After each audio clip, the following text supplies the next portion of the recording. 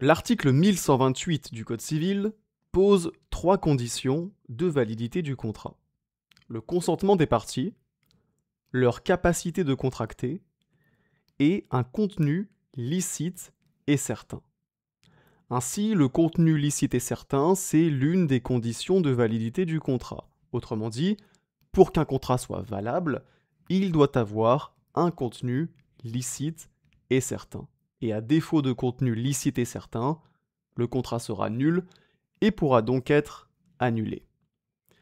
Mais donc, qu'est-ce que ça signifie un contenu licite et certain? Déjà, qu'est-ce que ça signifie le contenu? Qu'est-ce qu'on entend par contenu? Le contenu du contrat correspond aux prestations qui sont fournies par les parties. Ça peut être par exemple livrer un bien, payer un prix, exécuter un service, etc., etc. Le contenu, ça correspond aux prestations fournies par les parties. Et puis, pour commencer, le contenu licite, ça signifie que le contrat doit être conforme aux règles d'ordre public. Et à ce titre, on a l'article 1162 du Code civil qui dispose que le contrat ne peut déroger à l'ordre public ni par ses stipulations, ni par son but. Et donc ainsi, le contrat, il ne peut pas, premièrement, avoir un objet qui serait contraire à l'ordre public.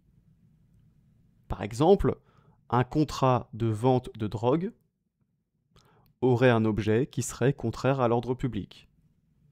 Et donc le contenu du contrat ne serait pas licite.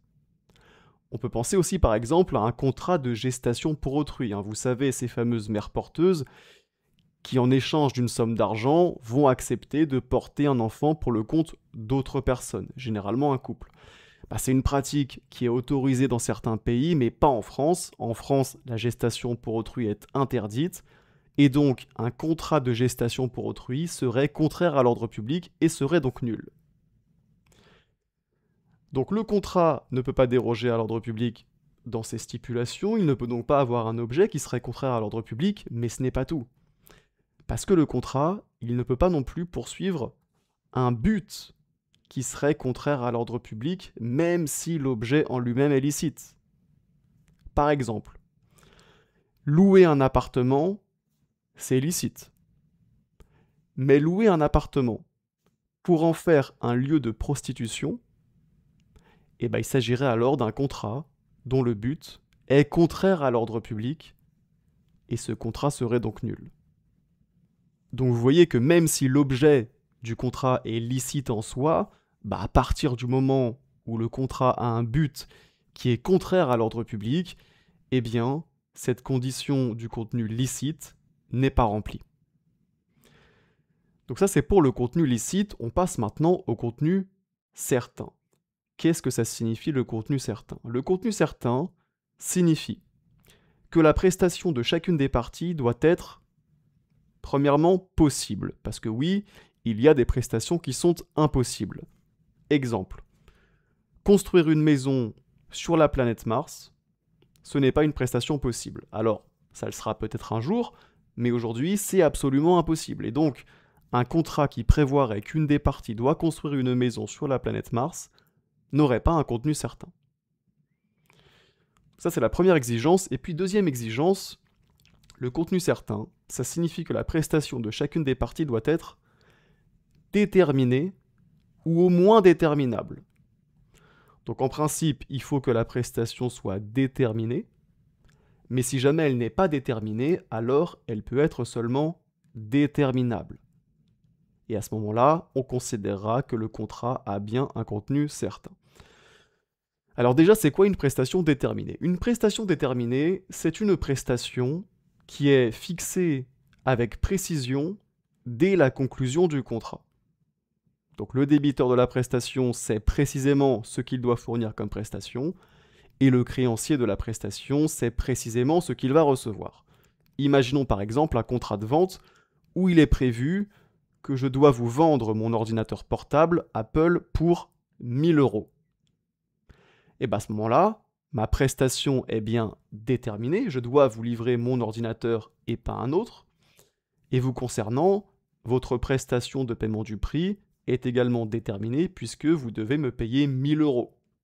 Vous savez donc, dès la conclusion du contrat, combien vous allez me payer. Donc ça, c'est la prestation déterminée. Mais si jamais la prestation n'est pas déterminée avec précision dès la conclusion du contrat, elle peut alors être déterminable. Qu'est-ce que ça signifie déterminable? Ça signifie que la prestation va pouvoir être déterminée ultérieurement d'après des éléments objectifs. Je répète, la prestation va pouvoir être déterminée ultérieurement d'après des éléments objectifs, c'est-à-dire des éléments qui ne dépendent pas de la volonté de l'une ou l'autre des parties. Exemple. Une vente dans laquelle les parties prévoient, avant une récolte, qu'elle portera sur un tiers de celle-ci. Ici, on ne sait pas à l'avance quelle sera l'ampleur de la récolte, donc la prestation de vente n'est pas déterminée au moment de la conclusion du contrat, mais elle est déterminable d'après un élément objectif, à savoir qu'elle portera sur un tiers de la récolte. En revanche, une vente où il est prévu que le vendeur vendra à l'acheteur la quantité qu'il décidera. Et dans un tel cas, la prestation du vendeur ne serait pas déterminable, puisqu'elle dépendrait uniquement de la volonté du vendeur. Et donc, le contenu du contrat ne serait pas certain. Alors on peut prendre un autre exemple pour illustrer ce qu'est une prestation déterminable. Ce serait une vente où le prix sera fixé par rapport au cours du marché. Imaginons par exemple un contrat de vente de blé. Donc je conclus un contrat avec vous pour vous vendre 1 tonne de blé et on prévoit que la vente aura lieu dans un mois. On n'est pas obligé de prévoir dans le contrat un prix en euros. On peut très bien dire, ok, dans un mois, moi, je vous livrerai 1 tonne de blé et vous me paierez un prix en fonction du cours du marché au jour de la livraison. Et donc là, on est sur un prix qui n'est pas déterminé avec précision dès la conclusion du contrat, parce que par définition, le cours du blé, il évolue dans le temps, mais on est sur un prix qui est déterminable, parce qu'il va pouvoir être déterminé par rapport à un élément objectif, à savoir le cours du marché. Il ne dépend ni de ma volonté, ni de la vôtre. Voilà, c'est donc la fin de cette vidéo, j'espère qu'elle vous aura été utile. Si c'est le cas, n'oubliez pas de mettre un petit like, et on se dit à très bientôt pour une prochaine vidéo.